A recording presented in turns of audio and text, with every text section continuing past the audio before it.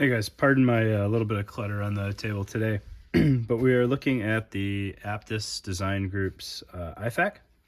Right, this was the last thing that was sent to me by Jason, so I needed to get this looked at and get him his stuff back. So huge thank you to Jason.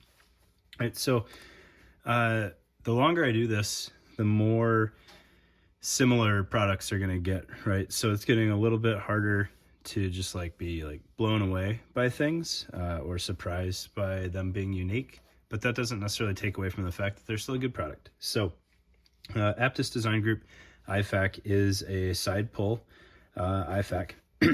Has a 4-inch elastic on top and bottom of the outer sleeve, so you can route a tourniquet there. In the pictures, they've got a set of shears wedged in there. I don't know how much I would trust that unless you had this thing just completely full of components.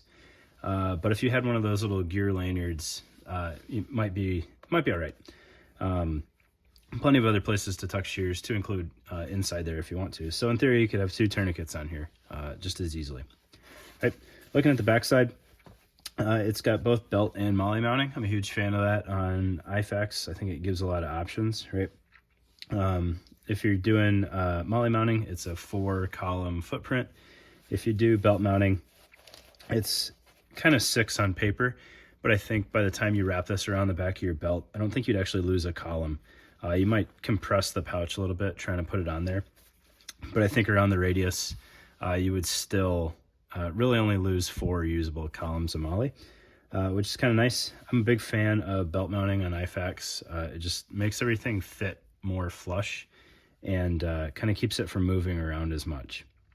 And then if you've got a micro MOLLE belt, sometimes you can do both. So you have a lot of, you keep that tight profile on the Ifak, and then you can throw one or both of the MOLLE loops on there as well to completely limit any lateral movement, which works out really well. I do that a lot of times with my 90-22s. All right, looking at the inner sleeve here, you've got these really nice pull tabs. I had these tucked in just to show you, if you're working in an environment that has a high snag hazard, these are some pretty aggressive pull tabs, which would be really easy to find with gloved hands and whatnot, and I'm a huge fan of that. But you can kind of tuck them in and just have the webbing pull tab sticking out to help you get that out of there. I would pull out much easier if it had components. There's only, I don't know if it's going to show up very well, a 1-inch strip of hook inside the pouch there to correspond with the 1-inch loop. So it's just enough Velcro to keep it from accidentally coming out, especially once it's full. But if you're pulling it, fixed mounted to something and you're, struggling for your life pulling this thing out, it's going to come out no problem. All right. This sled or insert or whatever you want to call this thing, I think is pretty well done. Has a nice Velcro securing flap there, and then a very hardy securing flap to keep everything closed. Right, I think this is going to fight me, so let's see here. We'll tuck this in. There we go. I think overall they could streamline a little bit of bulk here. It's not full-blown pack cloth like the Faro Concepts Roll 1. It's still pretty lightweight material, but between a couple layers of it and the Velcro and everything, and then especially this flap, once you get it all secured, there is a little bit of excess material there. That said, if you train with your Ifak a lot and you don't necessarily have the budget to keep replacing these, I think you're going to find this is a much more durable type insert compared to the Roll 1, which could suffer from kind of eating itself during training. All right. So looking at the inside of this thing, it has this elastic insert, which is set up so you've got 1 giant cell, 2 kind of medium cells, and then a smaller cell here using dual layer elastic there. Pretty minimal Velcro securing there, which is kind of nice. If you needed to retrieve this from the insert, you're not fighting a giant chunk of Velcro, which would just be unnecessary inside of this thing.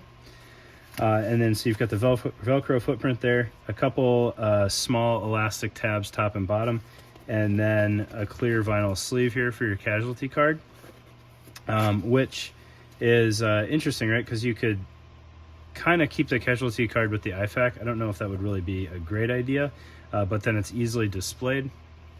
So if you could somehow secure this sled to your patient or to yourself if you're the patient, it wouldn't be awful, and you wouldn't have to be like safety pinning a casualty card to somebody. I don't know if that would be kosher for all the medics out there, but it's just a thought, right? This thing, fits in there.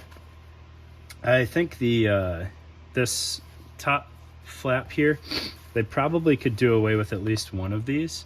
You wouldn't necessarily need the Velcro there. I think the vinyl is kind of a neat idea, and you could just kind of have that be a loose flap and then secure with the two side pieces there, because there's no risk of anything working its way out top or bottom once it's in the sleeve. The sides you for sure need, and they help kind of compress everything down. But all told, I think it's pretty well put together. Like I said, a little bit of maybe extra bulk, but not done without purpose, I guess. It's much more durable than some of the other inserts out there. And the outer sleeve is pretty nice. You've got your tweave top and bottom to give it a little bit of stretch. You've got the elastic there to help reinforce that a little bit. Nice Cordura exterior, which is going to take most of your wear as you're rubbing up against things on the outer face. And then a little Velcro patch there for whatever you need to put on there. All right, so that's the Aptus Design Group Ifak. Hopefully you guys learned something. Check them out. Thanks.